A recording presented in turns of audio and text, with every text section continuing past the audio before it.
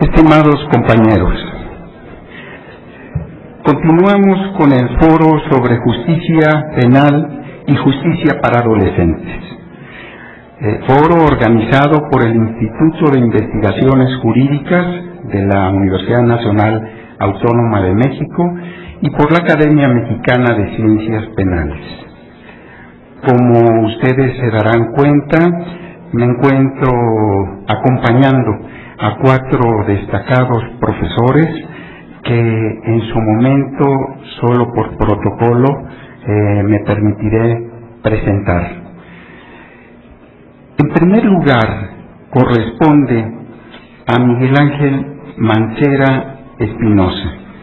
Miguel Ángel Mancera Espinosa es doctor en Derecho con mención honorífica por la Universidad Nacional Autónoma de México, maestro en Derecho Penal por la Universidad Autónoma de Barcelona, España, con mención honorífica, miembro de la Academia Mexicana de Ciencias Penales, profesor de la Facultad de Derecho de la Universidad Nacional Autónoma de México, del ITAM, y actualmente es subprocurador de procesos de la Procuraduría General de Justicia del Distrito Federal.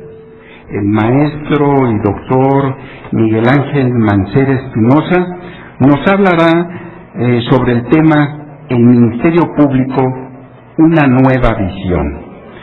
Doy la palabra al académico Miguel Ángel Mancera Espinosa. Muchas gracias, maestro. Muchas gracias. Buenas tardes. En primer lugar, quisiera agradecer al Instituto de Investigaciones de Ciencias Jurídicas de la UNAM, por supuesto a la Universidad Nacional, a la Academia Mexicana de Ciencias Penales y con especial afecto y cariño a la doctora Olga Islas y al doctor Sergio García Ramírez, que nos brindan la oportunidad de estar por acá con ustedes. Yo voy a ser muy respetuoso del tiempo porque así nos lo han hecho saber, que debemos de ser muy cuidadosos, y voy a tratar de platicar lo más que pueda en relación con este tema de la nueva visión del Ministerio Público en México. El tema en sí lo escogí dada una reforma o una iniciativa de reforma que se propone con fecha 19 de diciembre de 2006, en la que confluyen una serie de diputados de la actual legislatura y que proponen hacer modificaciones a la Constitución, concretamente en el tema del sistema de justicia penal. Ellos explican que hay una serie de motivos por los cuales se genera esta necesidad, entre ellos incertidumbre, una serie de corruptelas, una necesidad de modernizar y de hacer corresponder la realidad de México con lo que es el marco legislativo. Pareciera que hablan de una obsolescencia de ese marco jurídico que actualmente nos regula, dan un voto de confianza a la llamada Red Nacional a favor de los juicios orales y toman entonces una serie de propuestas para modificar los artículos 14, 16, 17, 18, 19, 20 y 21 de la Constitución. Todo iba muy bien y todo estaba ya buscando ser analizado para participar en este evento que nos había hecho el favor de anticipar la doctora Olga Islas, cuando con fecha 9 de marzo de 2007, el actual presidente de la República presenta una iniciativa de reforma constitucional también a los artículos 16, 18, 20, 21, 22, 73, 122 y 123 de la Constitución.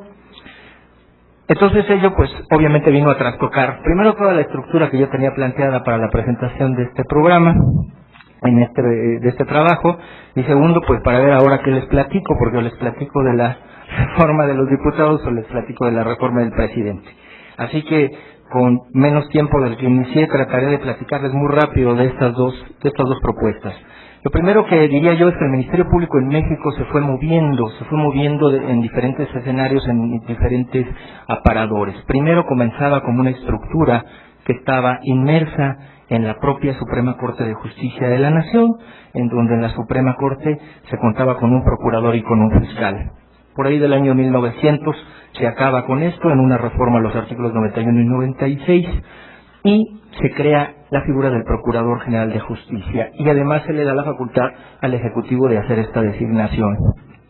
Así se fue manejando hasta que en 1917, pues ya se dejó claro en el artículo 21 que además ese Ministerio Público que se había planteado, ese Ministerio Público tendría una alta responsabilidad, que todavía seguíamos diciendo que era la de investigar los delitos. Ya se aclaró que no, al menos en 1917, lo que decía el texto del artículo 21 constitucional es que el Ministerio Público se encargaría de la persecución de los delitos, que no de la investigación, aunque creemos que pues no se puede perseguir un delito en ese sentido legislativo si es que no se realiza una investigación. Pero bueno, se decía que no estaba ahí perfectamente detallado.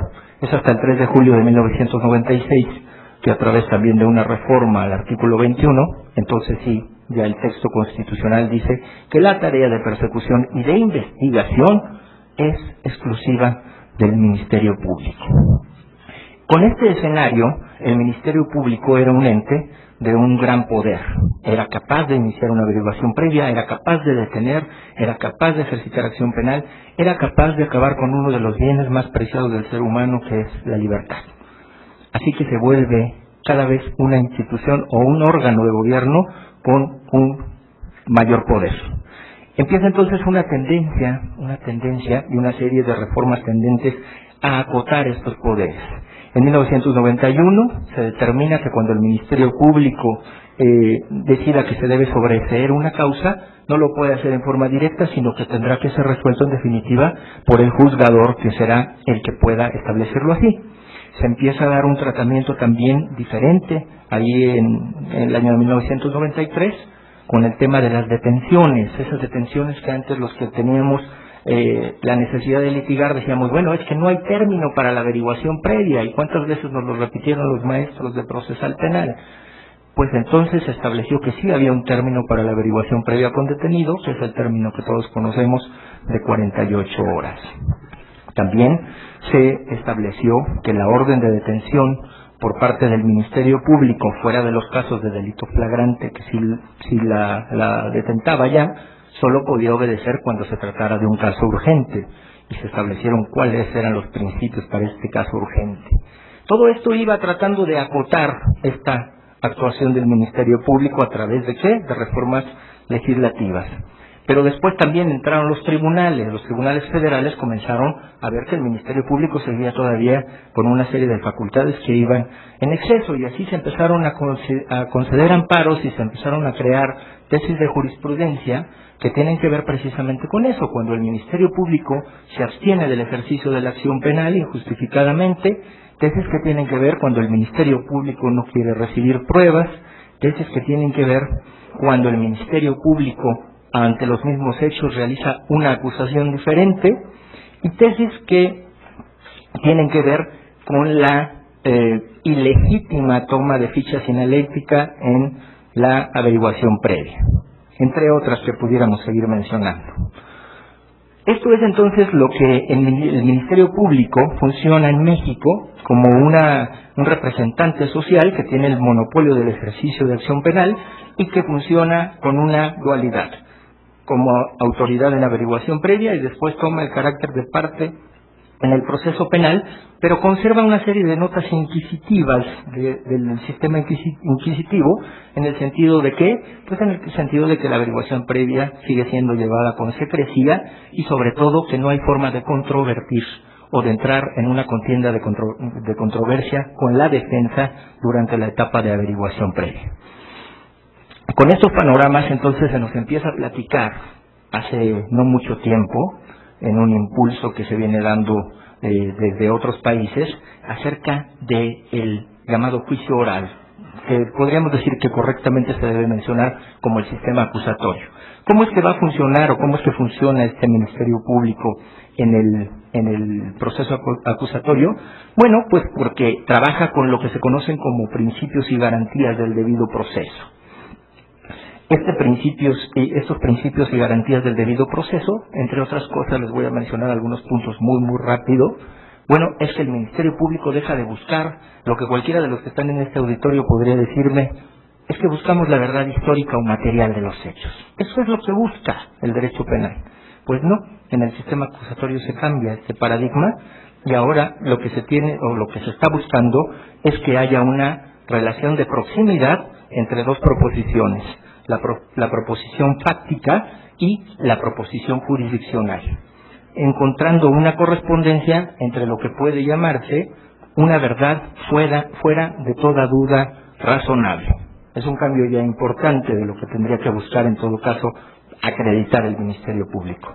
Además, ese Ministerio Público que siempre ha trabajado con el principio de oficialidad, ese Ministerio Público que debe llevar la acusación hasta el final porque son delitos de oficio, ahora en el sistema acusatorio hace un cambio y trabaja también con el principio de disposición.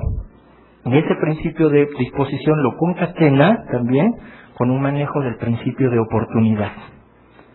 Que no es otra cosa que cuando el Ministerio Público, no obstante ante estar ante un delito de oficio, tiene la facultad de desistirse de la acción penal, de dejar de llevarla a los tribunales o bien incluso de no iniciar la averiguación previa. Además de esto, el Ministerio Público encuentra una perfecta separación entre lo que sería la acusación y lo que sería la etapa de recepción de pruebas. El Ministerio Público en el sistema acusatorio está dependiendo siempre de un control jurisdiccional. En todo momento existe sobre él un control jurisdiccional. Es por eso que en el sistema acusatorio se maneja lo que es el representante social o Ministerio Público y además se maneja la división de los órganos encargados de juzgar, que concretamente les diría que son, en este caso, el Tribunal de Juicio Oral, que generalmente es colegiado, es formado por 3 jueces, y además un juez que se denomina juez de garantía, juez que nunca participa en la etapa de investigación, sino es el que recibe pruebas para definir si es que se puede llevar hacia un juicio oral o no se puede llevar hacia un juicio oral, generalmente juez unitario. Bueno, pues con todas estas características, se presenta ahora una reforma en donde el Ministerio Público tendrá que trabajar con principios como objetividad, eficiencia, transparencia, probidad y responsabilidad. Y tiene que ver, por ejemplo, el de objetividad, en el sentido que el Ministerio Público no solo debe buscar las pruebas que acusen, sino también las que exculpen. Y tiene que ver con el criterio de eficiencia, tanto en el campo de su investigación como en el campo de la administración de los caudales públicos, de transparencia y probidad, porque será un Ministerio Público que estará vigilado por algún visor ciudadano, y de responsabilidad, porque debe haber un régimen de responsabilidades administrativas perfectamente claro, que lleve incluso a la posibilidad de responsabilidades penales, civiles o de cualquier otra índole. Todo esto entonces parece que se capta y se hace las dos propuestas que les he mencionado. Estas 2 propuestas, que ahora las van a encontrar ustedes por ahí en una lámina, modifican la estructura del artículo 21 constitucional. Pero pareciera ser que de las 2 propuestas, la que tenemos por un lado de la Cámara de Diputados y por el otro lado de Presidencia de la República, no hay un eje común. No hay un solo eje, mejor dicho, sino hay algunos puntos que convergen. Entonces, si queremos pensar qué es lo que se está planteando, yo les diría, respecto de la iniciativa de los diputados, la iniciativa de la Cámara de Diputados, lo que se está planteando es un auténtico sistema acusatorio. Se habla de que el Ministerio Público, por ejemplo, al realizar una detención, tiene que poner inmediatamente a disposición del juez. Y esas 48 horas que hoy pasa la gente retenida con el Ministerio Público estará a disposición de un juez. Y habrá que probarle al juez que hay elementos como para iniciar un proceso. Cambia la perspectiva. El Ministerio Público no puede desahogar por sí y ante sí ningún tipo de prueba. Todas las pruebas, para que sean válidas, tienen que ser desahogadas ante un juez. Lo que nos está proponiendo la Cámara de Diputados es un sistema acusatorio con todas las garantías que implica el sistema acusatorio para ser llevado a cabo de manera cabal y completa.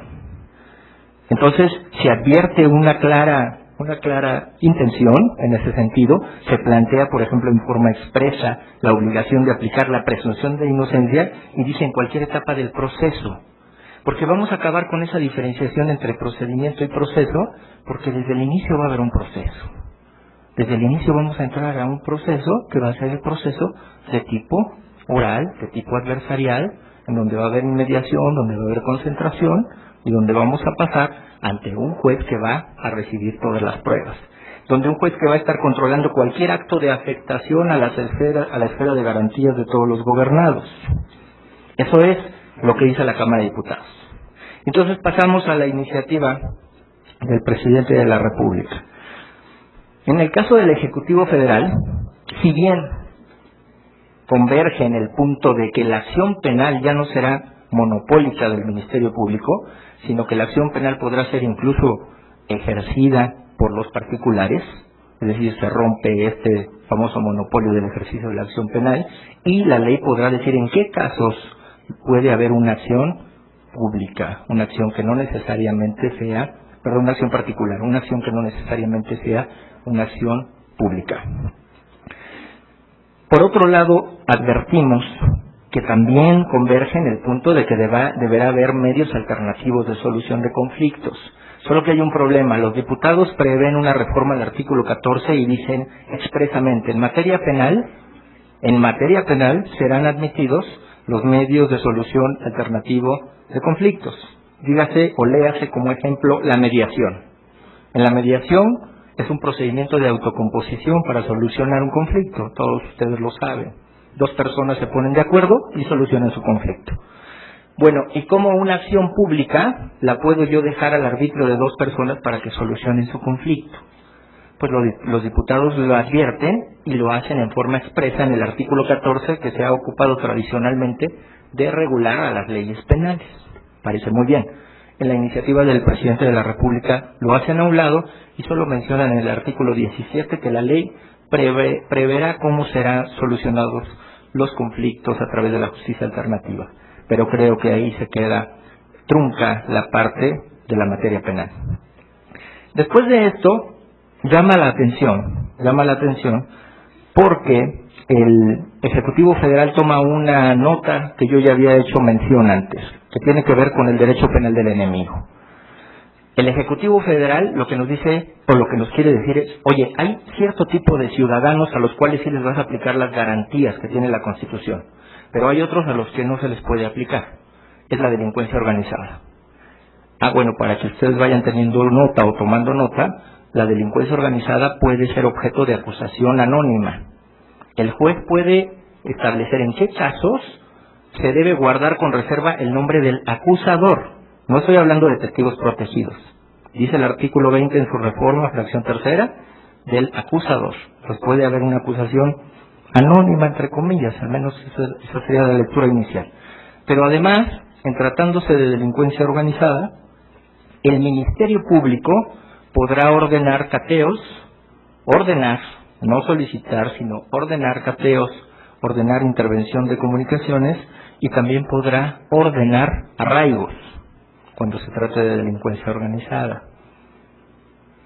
Todas las garantías que operan para los ciudadanos que no se ubiquen dentro del tema de la delincuencia organizada, pero si caen en el tema de la delincuencia organizada, también hay una propuesta de reforma al artículo 22, en donde ya se está previendo a nivel de Constitución el tema de la extinción de dominio. ¿Qué es la extinción de dominio? Cuando se llega a determinar que hay elementos suficientes para presumir que algún bien pertenece a una actividad ilícita y por lo tanto pasa al dominio del Estado, ese bien. Eso ya está previsto en el artículo 22. Entonces, lo que se advierte aquí es una tendencia o una nota clara hacia eso, hacia crear cada vez una fuerza mayor para poder enfrentar a la delincuencia organizada con un sistema que yo no quiero llamar ahora régimen de excepción, sino quizá, como alguna vez cuando hablé del derecho penal del enemigo, hablar de un régimen especial o de especialidad, ¿no? Nos han dicho la interpretación de los tribunales que las leyes especiales no están prohibidas, entonces quizá esta sería una de esas leyes especiales. Bueno, y ya para finalizar, creo que me quedan escasos 3 minutos o algo así, en este apretado resumen, les diría que también lo que se está planteando aquí es una reforma al artículo 73 en su fracción 21 para que exista un código penal único, un código de procedimientos penales único y una ley de ejecución penal única. Aquí la pregunta sería, bueno, ¿y qué van a decir los estados o qué van a hacer los estados que tienen sus propios delitos, digamos, que son acordes a sus realidades? Aquellos estados en donde todavía se presenta el abigeato, por ejemplo. ¿Qué van a hacer? Se van a someter nada más a ese código porque la reforma del 73 es muy clara la que se está proponiendo. Dice, serán legislaciones que serán obligatorias para las entidades federativas, o sea que todos los códigos penales que acaban de hacer en Nuevo León, en Oaxaca, y que felicita al Ejecutivo al principio de su exposición de motivos, van a ser derogados. Digo necesariamente, porque si no, no se entiende este 73. Va a haber un solo código penal, un solo código de procedimientos penales y una sola ley de ejecución. Entonces, aquellos delitos que afecten a las entidades federativas, lo único que se nos ocurre es que vayan a quedar insertos en leyes especiales estatales. Entonces, en tu ley especial estatal trabaja con tu abigeato o con tu problemática propia de la región. Y entonces lo que advertimos de todo esto, o lo que yo pudiera advertir como, no digamos que como brujo, porque está muy claro, no se trata de tener una bola de cristal, pero yo creo que hay temas del Ejecutivo que no van a ser cedidos. El Ejecutivo no puede ceder ni en el tema de la delincuencia organizada, ni en otro tema que también olvidé mencionarles, la separación, o más bien la definición clara de que la policía tendrá facultades de investigación, y que el Ministerio Público dirigirá jurídicamente esa investigación, pero la policía investiga. La policía puede investigar y solamente hay una dirección jurídica, ¿no? Eso no se va a ceder en eso. Yo creo que no se va a ceder en el Código Penal Único, ni se va a ceder en todo este tema de la extinción de dominio y de lo que implica esa tendencia de derecho penal del enemigo. Y por su parte los diputados federales creo que no van a ceder, porque es otra de las oleadas que viene, ya es una inercia incontrolable de los juicios orales. Entonces podemos ver una visión del Ministerio Público, en donde el Ministerio Público estará trabajando en un sistema acusatorio oral para los ciudadanos normales, y estará trabajando en un sistema inquisitivo, endurecido, para la delincuencia organizada. Muchas gracias.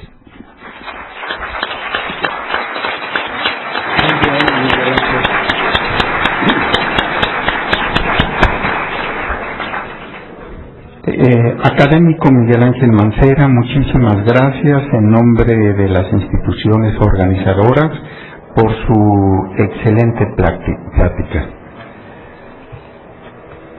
Me permito ahora presentar al doctor Luis de la Barrera Solórzano.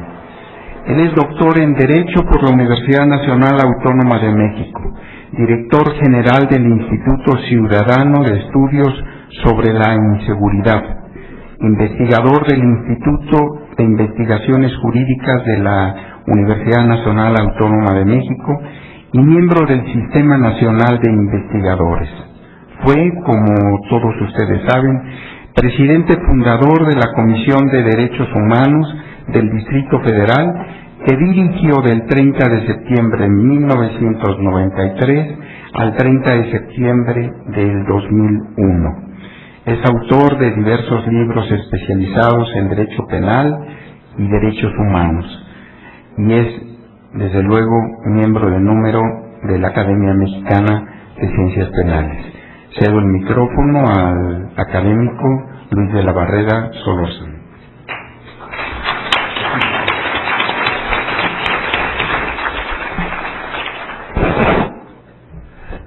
En primer lugar, mi más cálido agradecimiento al Instituto de Investigaciones Jurídicas de nuestra máxima casa de estudios, a la doctora Olga Islas, al doctor Sergio García Ramírez por la invitación a participar en esta jornada tan intensa y tan interesante.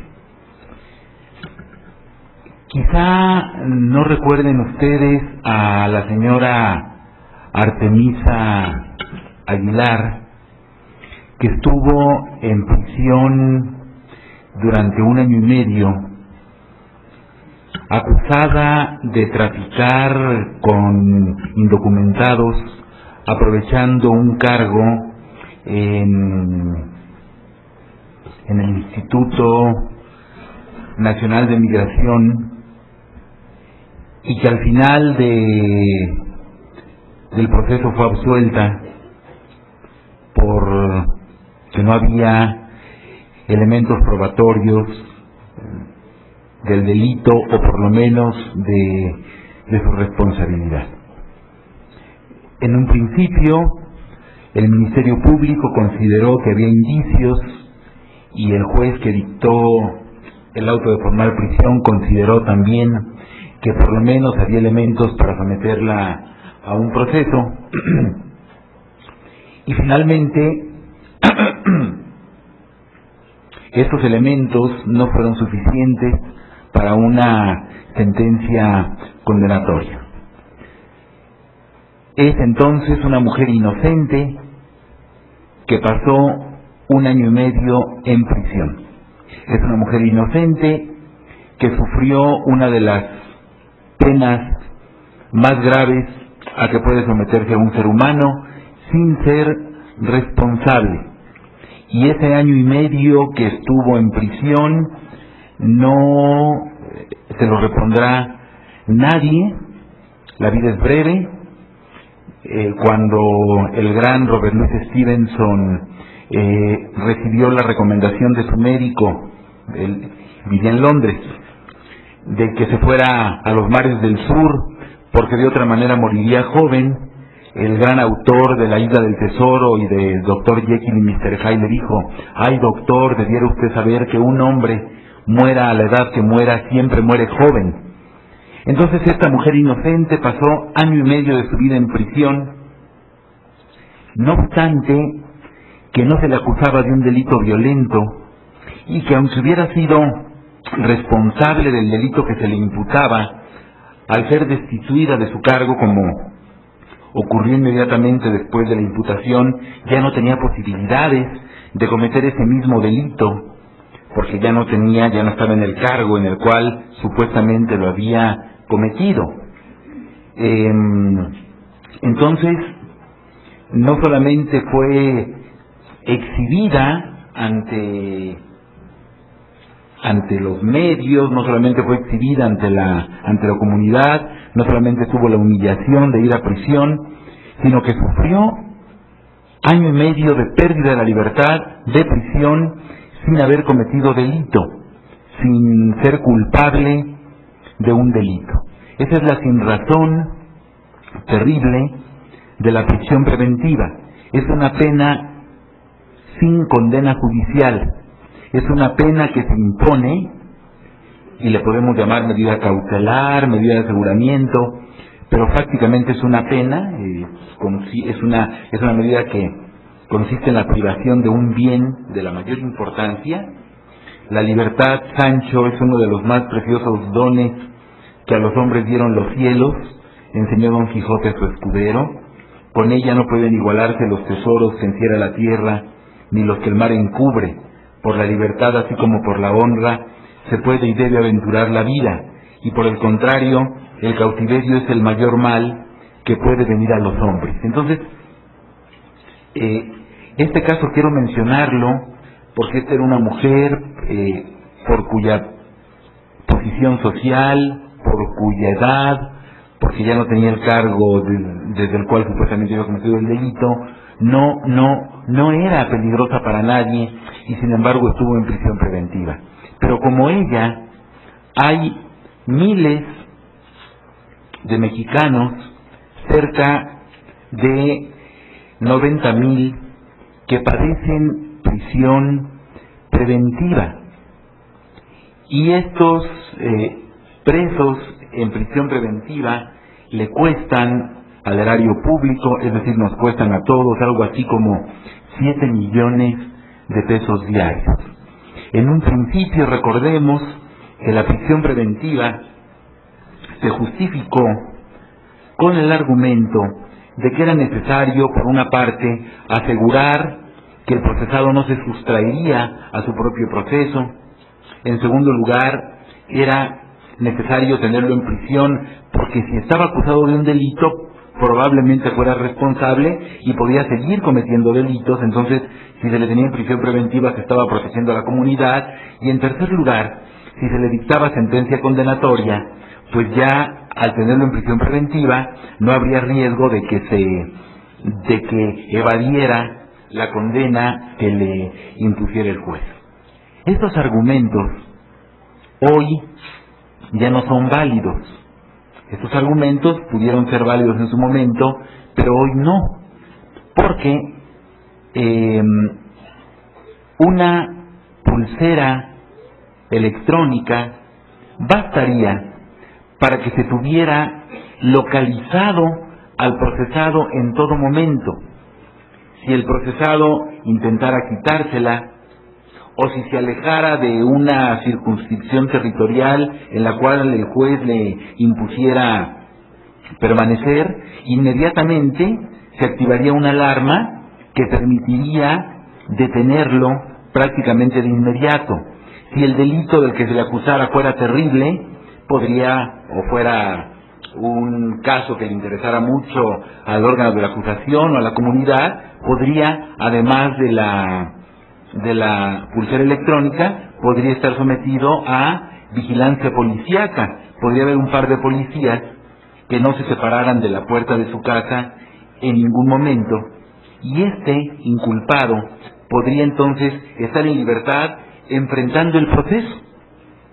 Y como por la libertad uno es capaz de hacer muchas cosas, probablemente muchos inculpados que hoy se sustraen a la acción de la justicia enfrentarían la acusación, enfrentarían el proceso, si supieran que mientras no hay una sentencia condenatoria no se les privará de su libertad. Es absurdo que en un caso como el de la señora Aguilar, que no estaba acusado de un delito violento, se le hubiera tenido privada de la libertad, y en general es absurdo que en casi cualquier delito, salvo los delitos terriblemente atroces, donde se entiende que aún la opinión pública no estaría de acuerdo, digamos un caso como el del Mochaorejas, la opinión pública difícilmente estaría de acuerdo en que estuviera en libertad provisional. En todos los demás casos, la prisión preventiva es una pena absurda, es una pena previa a la condena, vamos a llamarle, por prisión jurídica, es una medida cautelar absurda, es una medida cautelar irracional y es una medida cautelar cruel. Y lo que nació en un principio como la excepción de la regla, el Marqués de Beccaria, hoy tan olvidado por nuestros legisladores y por nuestros gobernantes, decía en su tratado de los delitos y de las penas: siendo la privación de la libertad una pena, no puede preceder a la sentencia, sino cuando la necesidad lo pide. La cárcel, por tanto, es la simple custodia de un ciudadano mientras al reo se le juzga, y esta custodia, siendo como es esencialmente penosa, debe durar el menor tiempo posible y además debe ser lo menos dura que se pueda. La prisión preventiva, que en un principio era la excepción a la regla, el inculpado debía estar en libertad mientras se le procesaba, cada vez en nuestro país ha venido ensanchando su ámbito de aplicación.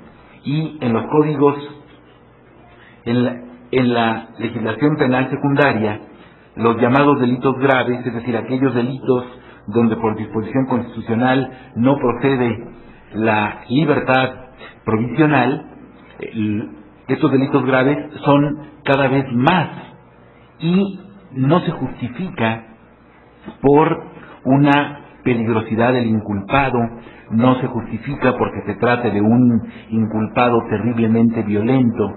Es decir, podemos entender, repito, una prisión preventiva para un inculpado de las características de el doctor Hannibal, de El silencio de los inocentes, pero nunca en el caso de una señora, de una inculpada como la señora Aguilar, o de cualquier inculpado de un delito no violento, nunca en el caso de una persona que no representa, estando en libertad, ningún peligro para sus semejantes. Hoy, este astronauta que viajó 1500 kilómetros con un pañal propio de su profesión para desfogar sus celos por una rival de amores, está enfrentando en Estados Unidos una acusación muy grave, tentativa de secuestro, pero está en libertad, y está en libertad por algo muy racional. Si cometió un delito de índole pasional, estos delitos se cometen pocas veces en la vida. Va a ser muy difícil que en su vida vuelva a hacer una cosa como la que hizo. Entonces, no hay ningún riesgo de que esté en libertad provisional.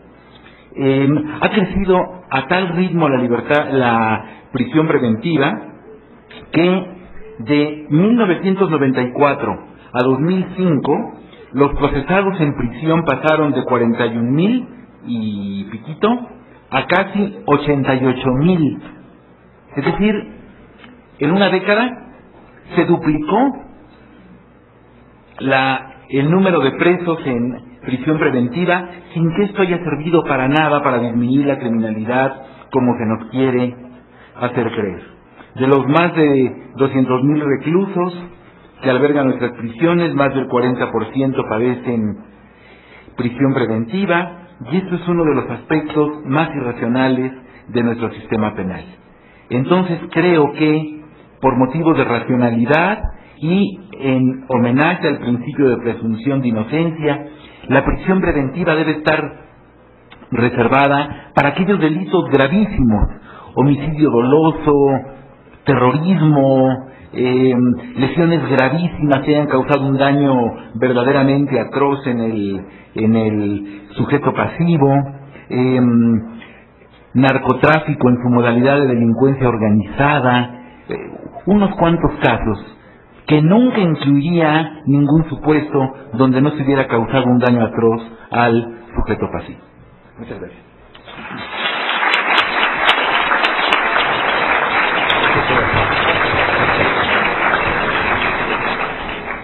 Muchas gracias, maestro Luis de la Barrera, por su interesante plática. Presento ahora al académico Raúl Plasencia Villanueva. Él es licenciado en Derecho por la Facultad de Derecho de la Universidad Autónoma de Baja California. Ha cursado la especialidad en Ciencias Penales, la maestría y el doctorado por la propia Universidad Nacional Autónoma de México. Ha escrito diversos libros de derecho penal y de igual manera ha publicado más de 100 artículos doctrinales sobre diversos tópicos en materia penal. Actualmente es el primer visitador general de la Comisión Nacional de Derechos Humanos, investigador del Sistema Nacional de Investigadores del CONACYT y miembro de la Academia Mexicana de Ciencias Penales. Maestro Raúl Plasencia, tiene usted la palabra. Muchas gracias, maestro Fernando García Cordero, por esta presentación. Y antes de exponer mi tema, deseo externar y hacer patente mi agradecimiento a mi maestra, la doctora Olga Islas de González Mariscal, y por supuesto al doctor Sergio García Ramírez, por haber tenido la deferencia en invitarme a este muy importante evento. Muchas gracias, doctor y doctora. El tema sobre el cual quisiera abordar algunas ideas se refiere a las medidas de aseguramiento y reforma penal. Y miren ustedes, para que la justicia penal pueda operar, es preciso que existan las condiciones que permitan hacer efectiva la consecuencia jurídica atribuible al autor del delito, pero para ello se requiere de una providencia que haga factible dejar subsistente la materia de dicha consecuencia. Tales medidas se denominan medidas de aseguramiento o cautelares, las cuales se establecen para salvaguardar lo que técnicamente se ha dado por entender el imperium iudicis. La verosimilitud del derecho, el fumus boni iuris, y el peligro de la demora, el periculum in mora, son dos presupuestos tradicionales de dicha gama de medidas, las cuales, a su vez, pueden clasificarse en dos vertientes, sea que vayan dirigidas a las personas o a los bienes, y a su vez en dos vertientes más, sea que se dicten durante la averiguación previa o bien durante el proceso. La actual tendencia de las reformas en el ámbito de la justicia penal, así como de los ordenamientos internacionales, prevén una nueva dirección en materia de la intervención del Estado a través de sus servidores públicos, con una aparente intención, solo aparente intención, de disminuir el goce de los derechos de las personas y ampliar las facultades de los servidores públicos bajo la oferta de una mayor eficiencia en el desempeño institucional. Aun cuando es claro que la reforma legal por sí misma difícilmente puede lograr dicho propósito, es decir, lograr una mayor eficiencia institucional y una mayor eficacia en el cumplimiento de la propia ley, hoy por hoy existen todo un sinnúmero de reformas y una orientación hacia tratar de endurecer el marco jurídico, y aquí hemos escuchado algunas ponencias sobre ese tema. Las medidas de aseguramiento en particular han sido reorientadas a direcciones que permiten, en ciertos casos, suponer que se trata propiamente de consecuencias jurídicas y ya no más de medidas de carácter temporal, mucho menos de medidas de carácter cautelar. Hoy por hoy parecerían constituir ya más bien una consecuencia jurídica que se suele dictar fuera de procedimiento jurisdiccional. Quisiera solo hacer referencia en este momento a la figura que prevé el artículo 44 de la Ley Federal para la Administración de Bienes Asegurados, Abandonados y Decomisados, y que hace alusión al abandono de bienes asegurados que no hayan sido reclamados en un periodo de 6 meses tratándose de bienes muebles, o dentro de un año de bienes inmuebles. Ese bien asegurado ante la falta de reclamación pasará al dominio del Estado. Parecería ser que esto difícilmente pudiera caer dentro del ámbito de lo que hasta ahora se había entendido como una medida cautelar. En la presente exposición quisiera abordar de manera muy sucinta, lo breve del tiempo, lo relativo al pronunciamiento de la primera sala de la Suprema Corte de Justicia de la Nación, solo haré referencia a en cuanto a la intromisión ilícita en los domicilios por parte de los servidores públicos en casos de flagrancia, que hoy por hoy se legitima por parte de la Suprema Corte de Justicia de la Nación. La exposición quisiera dividirla en 5 partes. La primera habrá de hacer referencia de manera muy escueta en cuanto a la noción de las medidas de aseguramiento. En segundo lugar, abordaré la clasificación de las medidas de aseguramiento. En tercer lugar, la manera como está prevista la inviolabilidad del domicilio en el sistema jurídico mexicano, para así arribar a la tendencia en materia de la inviolabilidad del domicilio en el sistema jurídico mexicano, tanto desde el marco jurídico como desde la práctica jurisdiccional, para así abordar finalmente el criterio de la primera sala de la Suprema Corte de Justicia de la Nación, que he denominado yo la legal intromisión domiciliaria sin orden de cateo por parte de autoridades policiales. Veamos el primer punto, la noción de las medidas de aseguramiento. Miren ustedes, cuando tratamos de acercarnos a la concepción misma de una medida de aseguramiento o bien de una medida cautelar, sin duda que la doctrina ha aportado muy diversas concepciones en cuanto a estas ideas. Así, existen desde las ideas de provimientos cautelares, de conservación, providencias de naturaleza cautelar, provisionales de cautela, medidas preventivas de seguridad, hasta, en todo caso, quienes las entienden como instrumentos para garantizar, en su caso, la materia del proceso penal. De una u otra manera, podemos entender que el sentido de una medida cautelar va orientado hacia su carácter temporal. De ninguna manera debemos entender que pudiera ésta extenderse a un sentido definitivo, sino que debe ser temporal y, por otra parte, solo con el objetivo de garantizar la eficacia del ius puniendi y, adicionalmente, siempre, en todos los casos, en estricto apego a lo que establece el marco jurídico. Si una medida de aseguramiento va más allá de lo que prevé el marco jurídico, entonces difícilmente pudiera buscar o pudiera pensarse que busca hacer realidad el sentido de una impartición de justicia acorde a los sentimientos de la sociedad. Siguiente punto, la clasificación de las medidas de aseguramiento. Pues bien, ustedes, las medidas de aseguramiento pueden clasificarse de muy distinta manera desde el sujeto al cual van dirigidas, en el sentido de si es imputable o inimputable, si son bienes muebles o bienes inmuebles, si son, en todo caso, durante la averiguación previa o durante el proceso. Pudiera hacer referencia de manera muy rápida solo a lo que establece el sistema de justicia penal alemán en cuanto a las medidas de aseguramiento.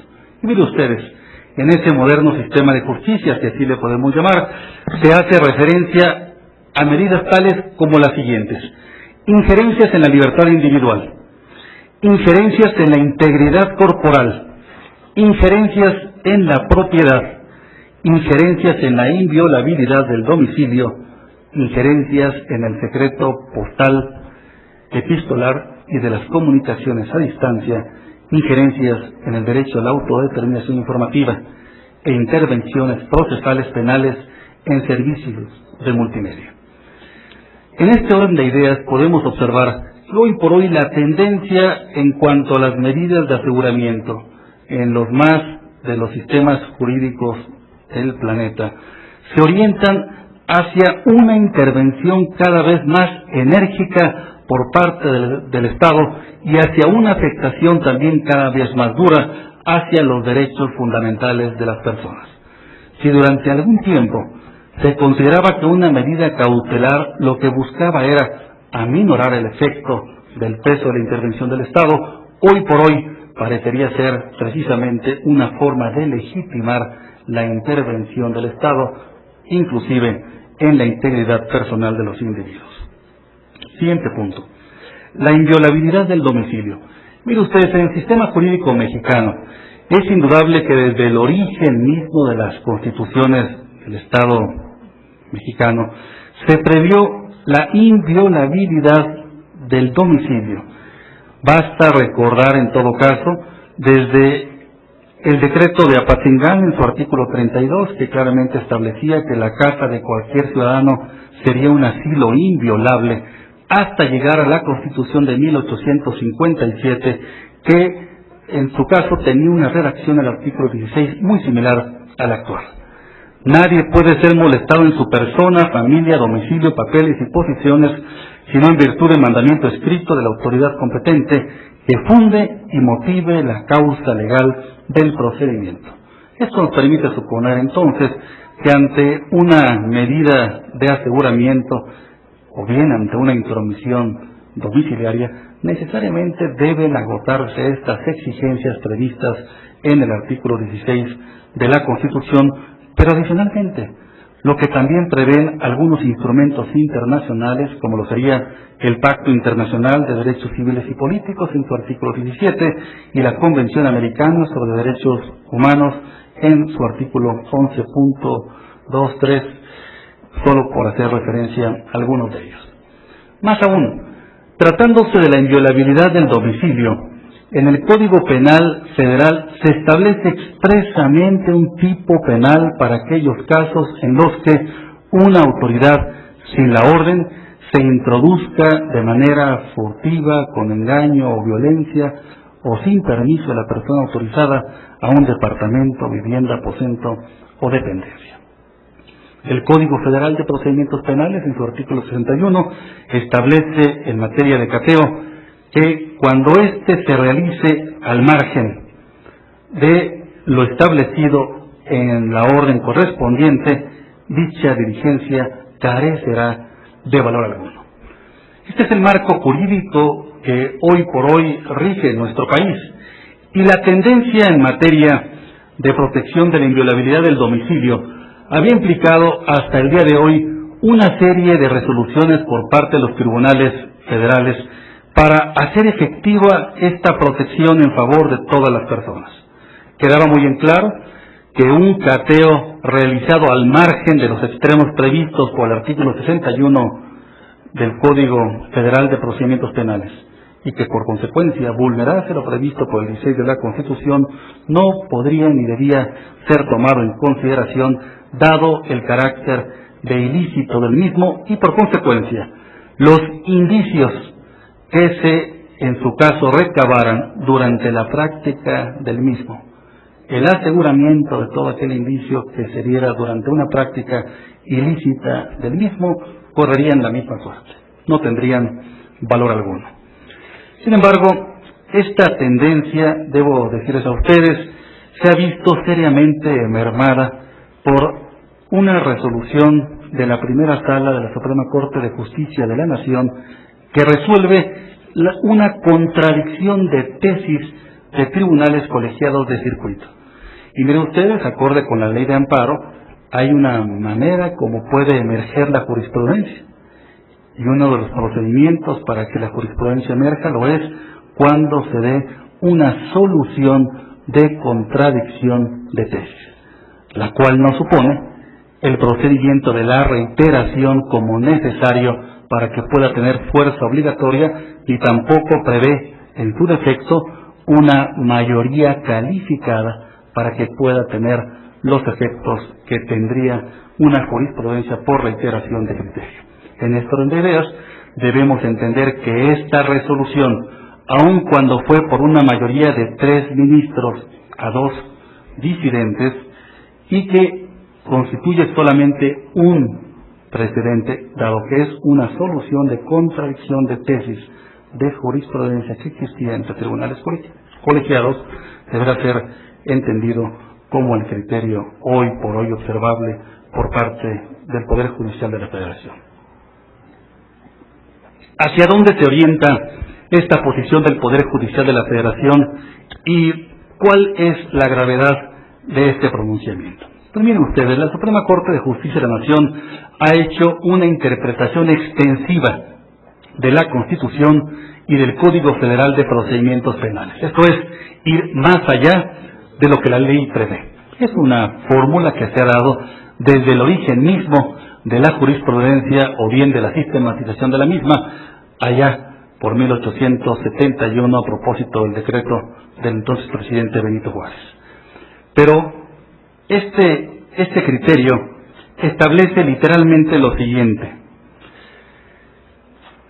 cuando se está en presencia de actos delictivos que se están ejecutando o se acaban de ejecutar, por ejemplo, cuando la autoridad policial recibe información en el sentido de que en un determinado domicilio tienen secuestrado a un sujeto, delito permanente, o que se está cometiendo una violación, delito instantáneo, que se posee droga o armas, delito permanente, que hay tráfico de personas, delito instantáneo, pederastía, delito instantáneo, tal y como lo califica la Suprema Corte en la tesis, no es una clasificación por parte de la voz.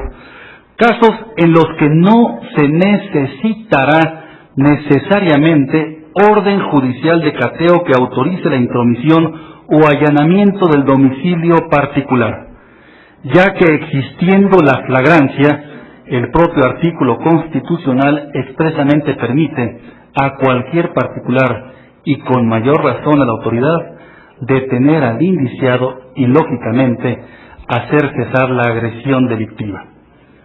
Así, solo en los casos en que se trate de un delito cometido en flagrancia previsto en el precepto constitucional y legal citado, puede la autoridad introducirse a un domicilio sin contar con la orden de cateo, fundado en que la demora podría ser ilusoria en la investigación de los delitos y la aplicación de las penas correspondientes.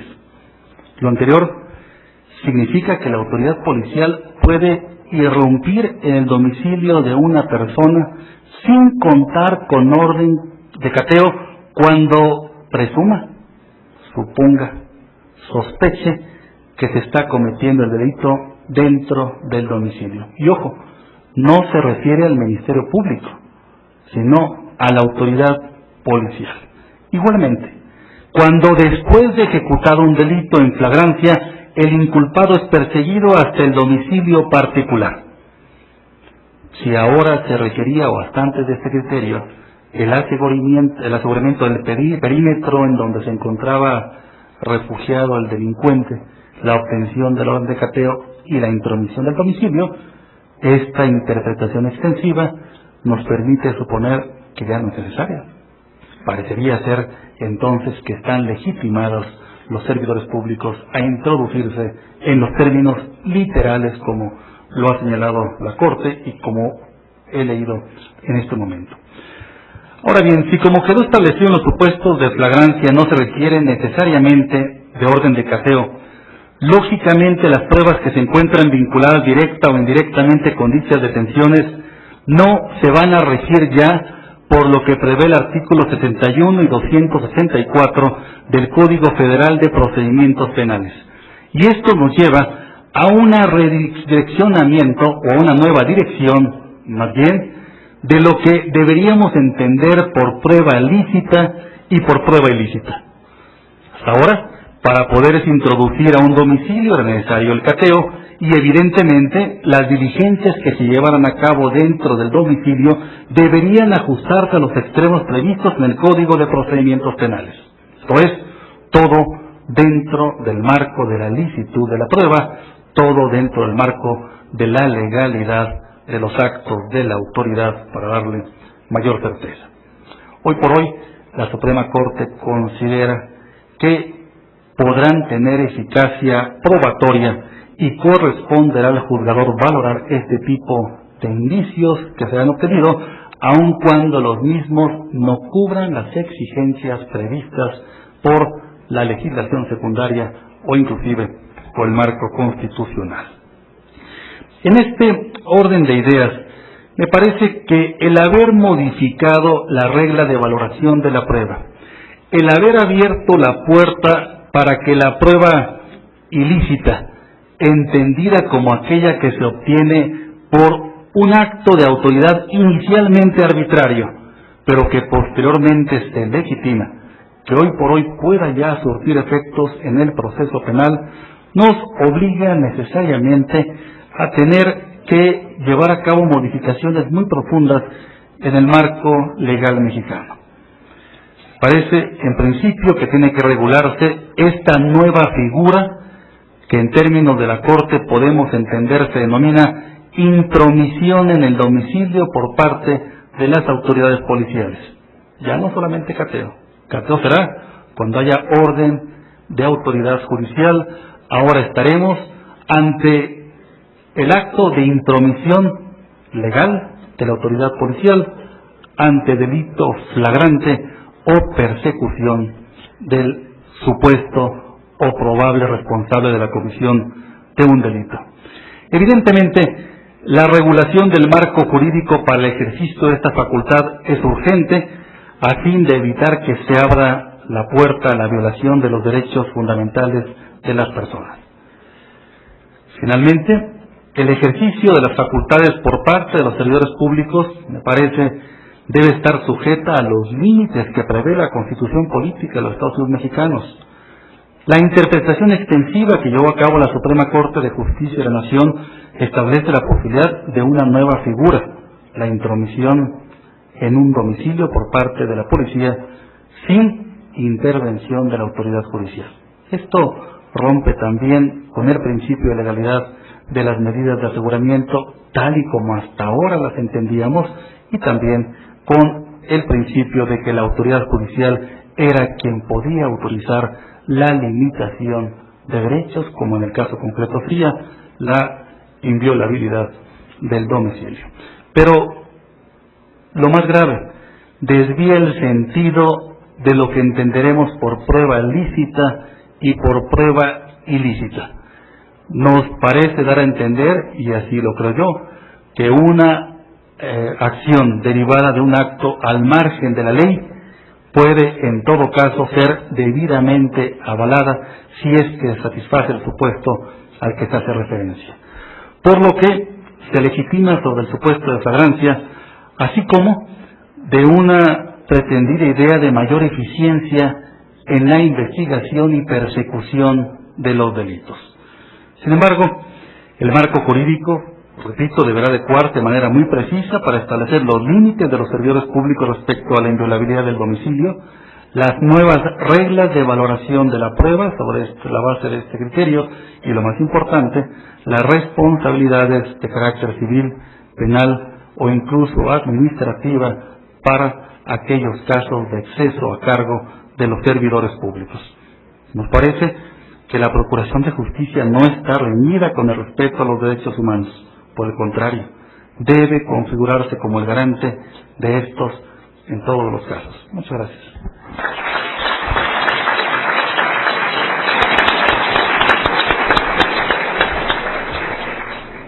Estimado maestro Raúl Plasencia Villanueva, muchas gracias por su muy interesante disertación debidamente documentada.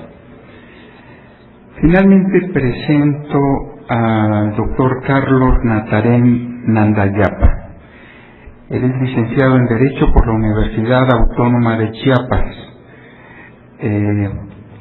Hizo estudios de maestría en la Universidad Nacional Autónoma de México y de doctorado en Derecho Procesal por la Universidad Complutense de Madrid. Es investigador de tiempo completo del Instituto de Investigaciones Jurídicas de nuestra máxima casa de estudios, profesor de la Facultad de Derecho de la misma universidad, miembro del Sistema Nacional de Investigadores, autor de múltiples obras y artículos especializados en teoría del proceso y derecho procesal penal.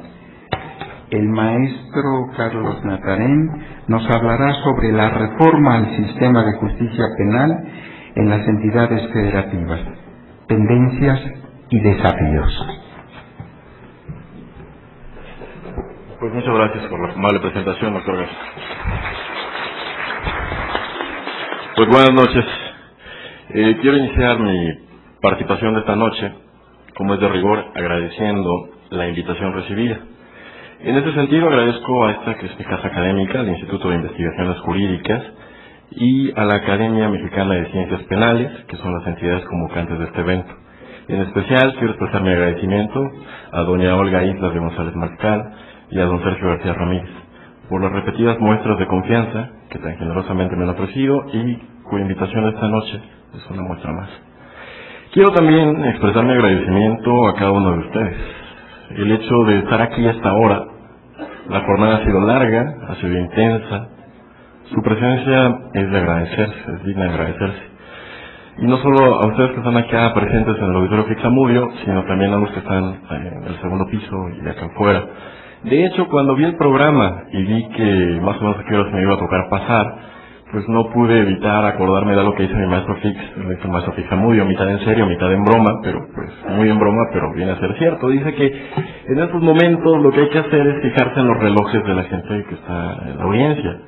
Dice que la gente cuando está cansada empieza a ver hacia el reloj como que no quiere, disimuladamente, y dice que eso es buena señal para ir acortando. De que el problema empieza cuando la gente empieza a ver directamente su reloj y luego te quedan viendo. Una cara así como de desesperación.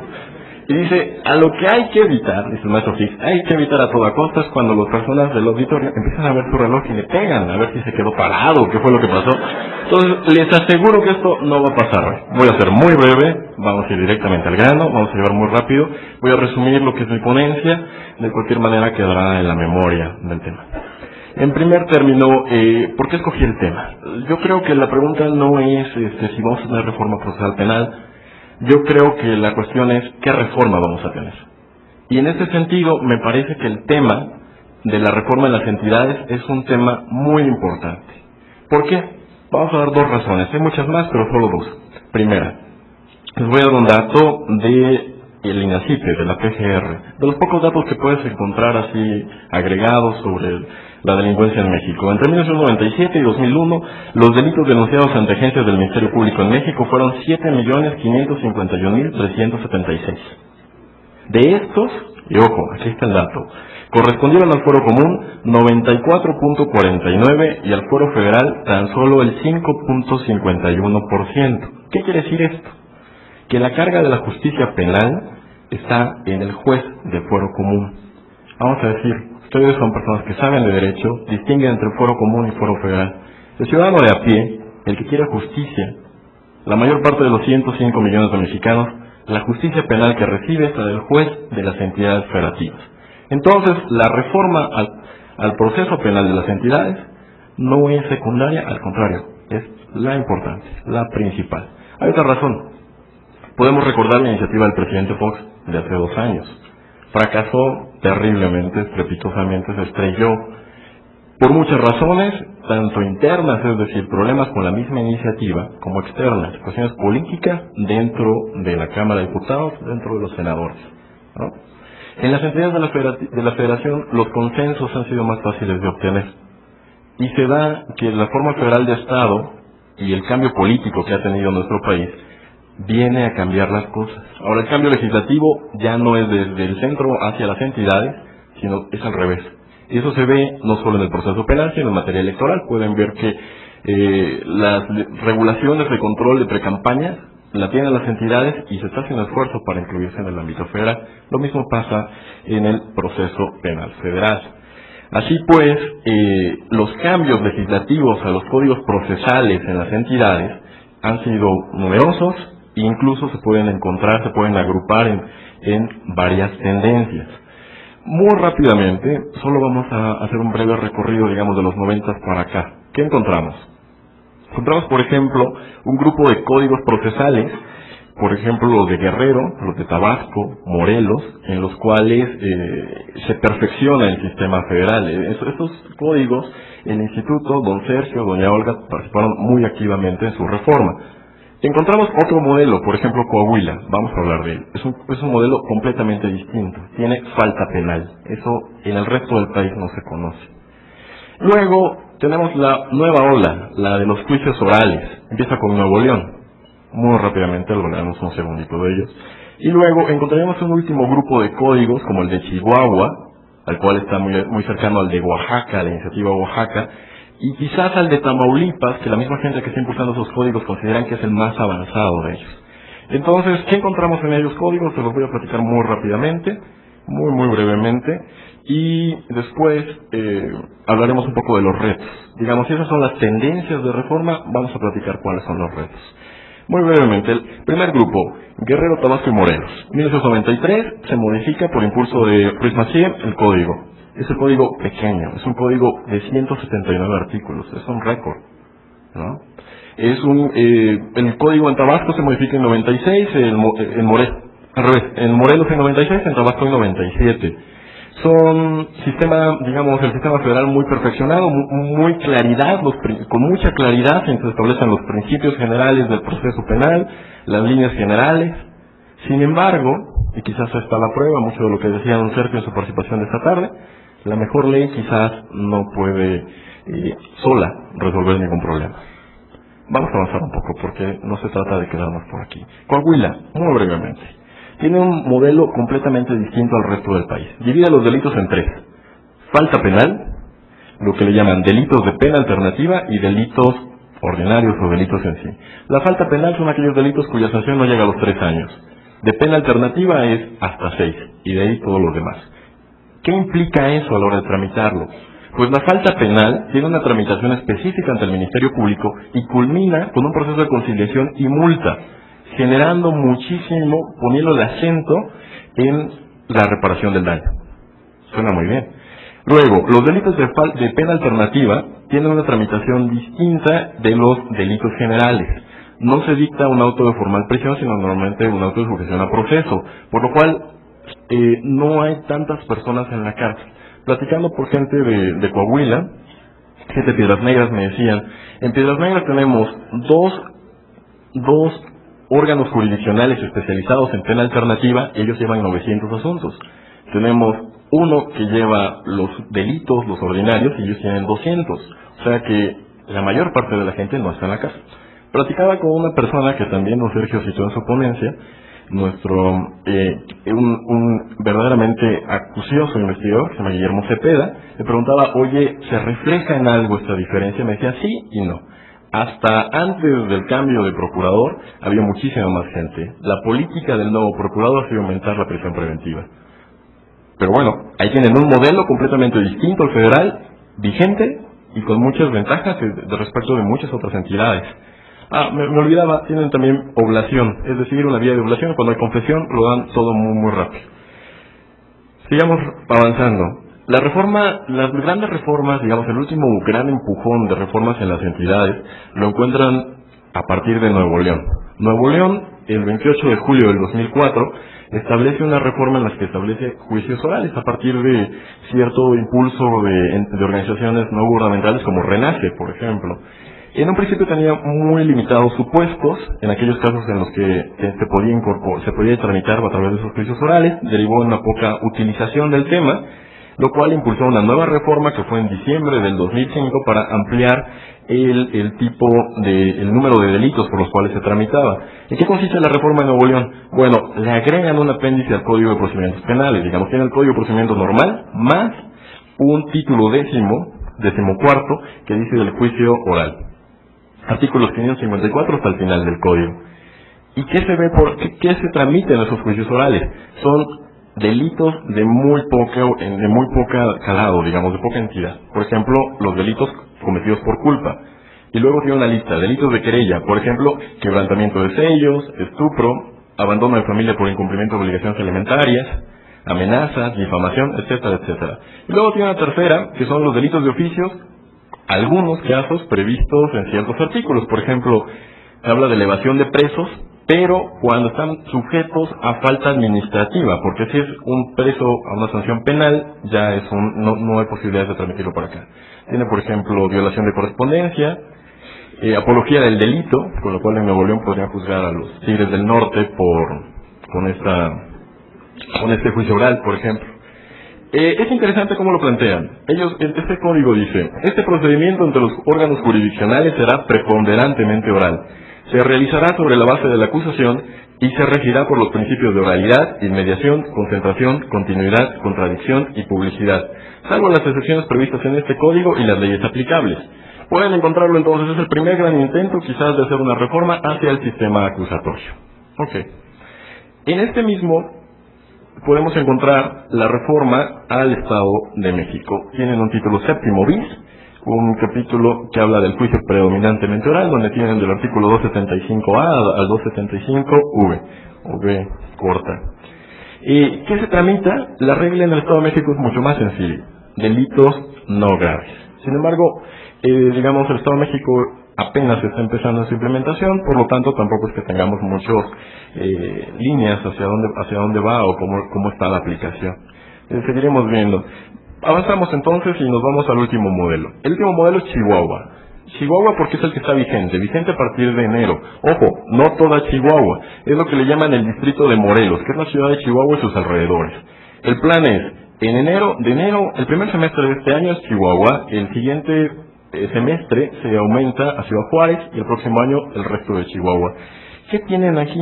Bueno, tienen un modelo bastante interesante. Como decía Miguel Ángel Mancera, ya se rompe esa idea de procedimiento y proceso. El código regula desde el inicio de la averiguación previa. ¿Por qué? Porque existen dos jueces. Un juez de garantías y después un juicio seguido ante tres, en este caso 3 magistrados. ¿Qué se puede encontrar aquí? Un modelo bastante cercano al modelo anglosajón, el modelo common law, como señalaban, con mucha influencia del modelo chileno, y se encuentra claramente el lobby o la influencia de la Agencia de los Estados Unidos de Cooperación para el Desarrollo. Encuentran este modelo en Oaxaca, que tiene variantes, dedicado a cuestiones indígenas. Además participó mucho el tribunal en la configuración de este código, tribunal local, y Tamaulipas. Se puede decir que USAID ha impulsado o está impulsando o tratando de impulsar reformas en 26 entidades de la República, como nos comentaba la directora de ProDerecho, que es USAID. ¿Qué encuentran aquí interesante? Bueno, principio de oportunidad arreglado, ahorita que escuchaba a Raúl Plasencia, bueno, estos códigos tienen un artículo específico, el artículo 12 dice: la prueba para ser lícita no tiene que violar derechos fundamentales. Eso no existe en ningún otro código hasta ahorita. Así de claro. La relación entre prueba y derechos fundamentales, allí se está avanzando. Tiene suspensión del proceso de prueba, tienen una primera audiencia, como ya logran escuchar. La reforma, como les digo, les repito, la tendencia es modelo anglosajón, modelo más cercano a Chile. Ok. Bueno, si esas son las tendencias, ¿cuáles son los retos? Yo creo que habría que distinguir retos desde dos perspectivas, ya para ir acabando, como se los prometí. Primero, diseño procesal. Retos en cuanto a diseño procesal. ¿Qué necesitamos? independientemente de qué modelo se escoja o cómo se desarrolle el proceso penal o cómo se decida regular el código. Primero, tenemos un problema muy serio, como lo han destacado en esta mesa, además muy acertadamente, en cuestión de prisión preventiva. No es posible que la regla general sea la prisión preventiva. Habría que separar la cuestión procesal que anuda un auto que decide que va a existir un proceso a la privación de la libertad. Tenemos que romper ese nexo entre un auto de formal prisión y la prisión preventiva. Eso para empezar. La prueba ilícita me encantaría, debe de incorporarse al proceso. Tenemos que al día de hoy la fase más importante del proceso penal es la averiguación previa, donde el Ministerio Público tiene toda la ventaja. El día lunes estuve hablando con jueces en Guerrero y ellos coinciden, no hay forma de negarlo. Al día de hoy la audiencia frente a juez, quizás dependiendo de qué agente del Ministerio Público sea, cómo está integrada la averiguación previa, puede que ya no tenga sentido. Y necesitamos incorporar dos cosas más, me parece, como reto procesal. La víctima, que bien se ha dicho, es el gran olvidado del proceso, como decía muy bien dicho el magistrado Ojeda. Y además necesitamos pensar en cuál es el consenso, cuál es la unanimidad, hacia dónde debemos llegar como proceso penal. Tenemos que incorporar los estándares internacionales de derechos humanos, los cuales México ha asumido ese compromiso. ¿Dónde están? En los tratados internacionales de derechos humanos y en la jurisprudencia de los órganos jurisdiccionales supranacionales. Si esos son los retos procesales, ¿cuáles son los retos en la implementación? Primero, y esto es muy importante, la aproximación a la reforma procesal penal tiene que ser integral. No se trata de cambiar solo la ley, sino a las instituciones que las van a aplicar y además la actitud de los operadores jurídicos frente al proceso penal. Así pues, habría que dividir entre diseño institucional, reformas a la Procuraduría, podríamos hablar de autonomía del Ministerio Público, sí, cuándo, por qué. Yo quizás en este punto me declaro en contra del consenso. Yo creo que el proceso penal está muy unido al penal sustantivo, a la política criminal, y creo que la política criminal exige responsabilidad. Alguien tiene que dar la cara. ¿Se acuerdan cuando le preguntaron al presidente Fox, le reclamaron por la inseguridad en la Ciudad de México y dijo, ¿yo por qué? Si le dejan al Ministerio Público autónomo, él va a ser el responsable. Ahí sí va a tener la razón el presidente de decir, ¿y yo por qué? Necesitamos responsabilidad política en el ejercicio en ese órgano que es el poder de acusar en el Estado. Yo tengo mis dudas. Yo no creo que necesitamos una autonomía técnica, pero necesitamos responsabilidad en la definición de la política criminal. Que necesitamos menos opacidad en ese órgano, quizás mayor transparencia. El maestro Fix ha propuesto un consejo del Ministerio Público donde participe activamente, que funcione como el Consejo de la Judicatura, pero que tenga mucha participación de las ONGs, de los órganos de derechos humanos, de las barras de abogados. Necesitamos cambiar el esquema. La Procuraduría no tiene por qué ser un espacio donde no sabemos qué es lo que sucede.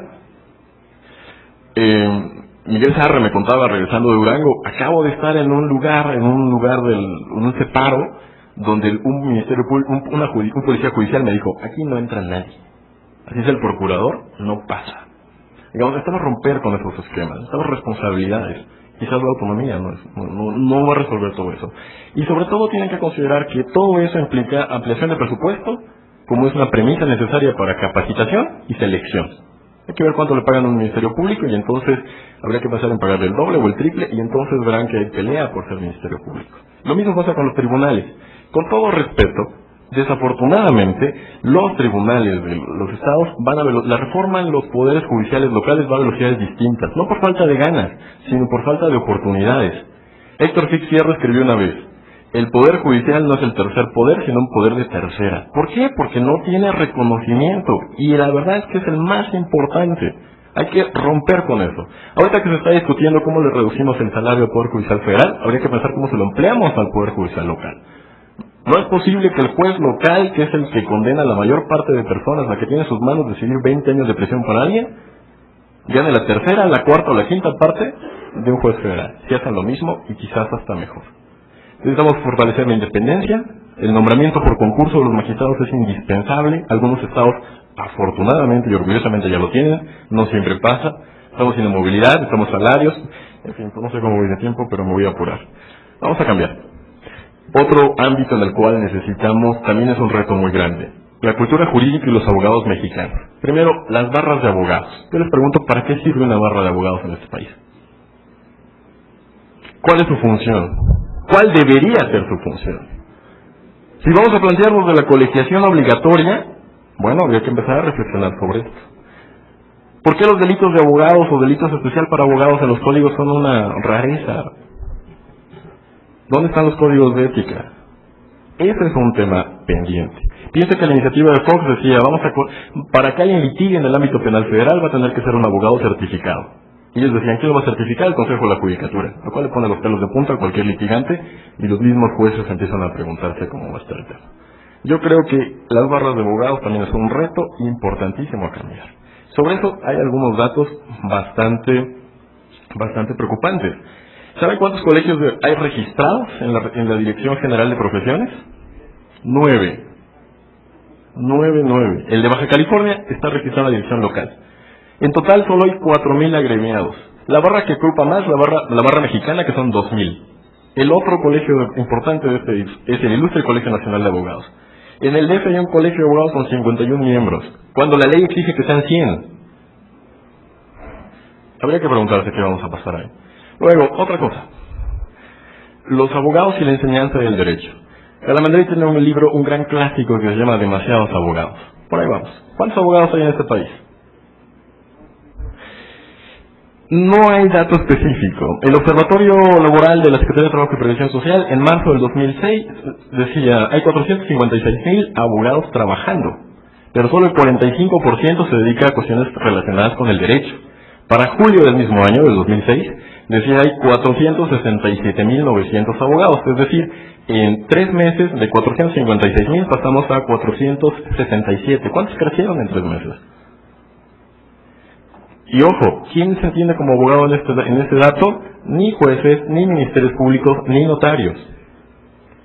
Es más, estudiantes de derecho, registros, pues 232,091 estudiantes, 34,000 egresados este año. ¿Cuántas escuelas de derecho en esta ciudad? 450.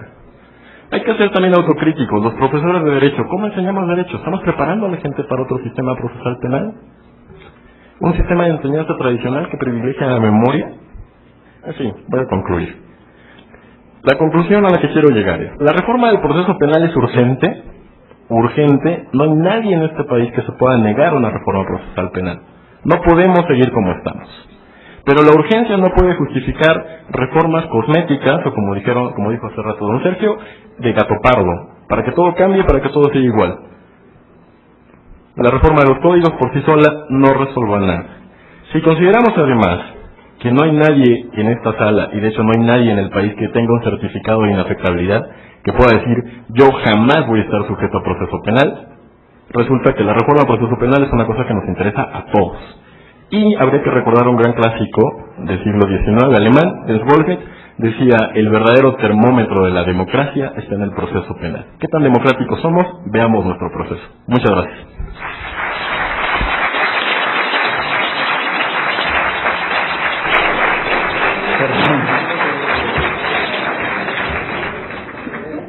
Con la actualizada exposición del doctor Natarén Nandayapa, concluimos el programa. Agradecemos y felicitamos a todos los presentes, así como a los expositores por su participación y asistencia al foro sobre justicia penal y justicia para adolescentes. Muchas gracias.